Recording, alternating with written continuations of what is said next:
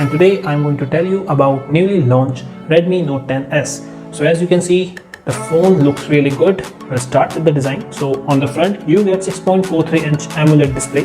On the right spine you can see volume rocker and power button. Also this power button works as a fingerprint sensor. On the left spine you can see the SIM tray. Here 3.5mm jack, USB Type-C port and speaker grill.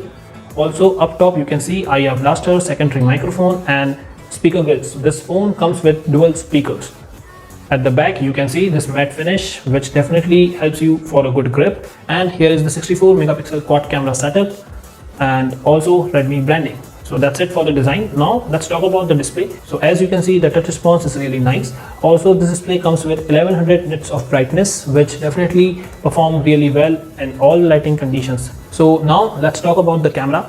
So here the 64 megapixel quad camera setup, which is 64, 8, 2 and 2. The 8 megapixel is ultra wide, the 2 megapixel is the macro and another 2 megapixel is the depth sensor.